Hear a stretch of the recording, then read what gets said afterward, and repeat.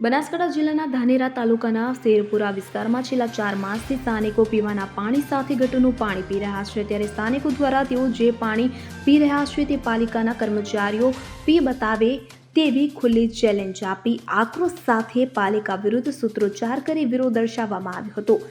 ધાનેરા પાલિકા પ્રાથમિક સુવિધા આપવામાં સદંતર નિષ્ફળ ગઈ હોય તેવી સ્થિતિ છે। ધાનેરાના શેરપુરા વિસ્તારના દ્રશ્યો જ ઘણું બધું કહી જાય છે। ગટર ઉભરાઈ રહી છે, રસ્તા પર ગટરના પાણી ભરાઈ રહ્યું છે। પાણીના વાલ્વની ટાંકીમાં ગટરનું પાણી જતા પીવાના પાણીમાં મિક્સ થઈ જાય છે અને ગટરનું પાણી પરિણામે અનેક ઘરમાં બાળકો સાથે મોટા લોકો રોગચાળાના ભરડામાં છે। રસ્તા પર ગટરના પાણીથી થતા મચ્છર રોગચાળામાં વધારો થઈ રહ્યો છે। 4 માસથી સ્થાનિકોએ અનેક વાર લેખિત તથા મૌખિક રજૂઆત કરી હોવા છતાંય સમસ્યા ઠેરની ઠેર જોવા મળી રહી છે। સ્થાનિકોએ પાલિકા વિરુદ્ધ સૂત્રોચ્ચાર કર્યા હતા। રજૂઆત બાદ પાલિકા ફોટા પાડીને જાય છે પણ સમસ્યાનો ઉકેલ આવતો નથી। કોઈ નક્કર કાર્યવાહી ન થતી હોવાનું સ્થાનિકોએ સૂર ઉઠાવ્યો છે। હાલના દ્રશ્યો પરથી પાલિકા એક્શનમાં નહીં આવે તો આ વિસ્તાર રોગચાળામાં ભરડાઈ જાય તેવી સ્થિતિ છે।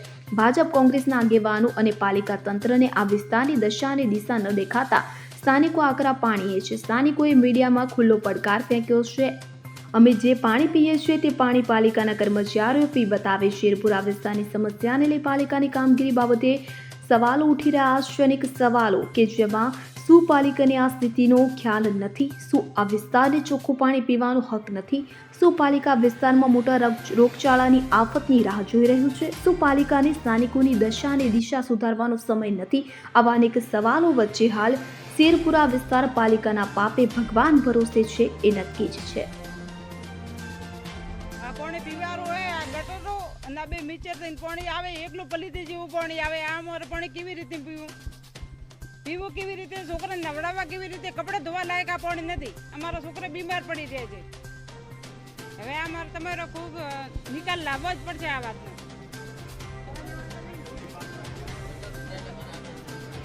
પાણી આવે ખરાબ સાહેબ, પાણી में बीमारी pro આગળ ગટર લેન્ડનું પાણી આવે ખરાબ બીમાર સૂકું પાણી આવવું જોઈએ। ગટર લેન્ડ સાફ કરવી જોઈએ સાહેબ, અમારી વિનંતી છે। આ પાણીની રજૂઆત તમે નગરપાલિકામાં કેટલી વાર કરી હતી? પાણી કેવું આવશે? નગરપાલિકા તરફથી જવાબ શું મળે? મારી જાણ આનીમાં તો એવું છે કે લગભગ અમે 6 મહિનાથી રજૂઆત કરી રહ્યા છે નગરપાલિકાની અંદર અને છેલ્લા 3 મહિનાની અંદર પીવાના પાણીની અંદર એટલી ગંદકી આવે છે કે લોકો એ પાણી સૂંઘવા તૈયાર નથી। પીવાની તો વાત દૂર રહી, હવે મને તો ખબર જ નથી પડતી કે પાણી પીવાનું છે કે ગટરનું છે। હવે બંને પાણી મિક્સ થઈને આવે છે, લોકો બહુ હેરાન થાય છે, વારંવાર નગરપાલિકામાં રજૂઆત કરે છે। હવે આ નગરપાલિકા શેરપુરા વિસ્તારને એના વોર્ડ નંબર 5માં ગણે છે કે નથી ગણતી એ પણ ખબર નથી। હવે આ નગરપાલિકાને મેં શેરપુરા વિસ્તાર વતી બધા હાથ જોડીને કહીએ છીએ તમે તાત્કાલિક ધોરણે એના પગલાં લો, નગર અમે ઉગ્ર આંદોલન કરીશું। નગરપાલિકાની અંદર આ જ પાણી તમને બળજબરીથી પાવાના છીએ અને તમારા નગરપાલિકાની અંદર આ ગટરના પાણી વેમશેલ થવાના છે।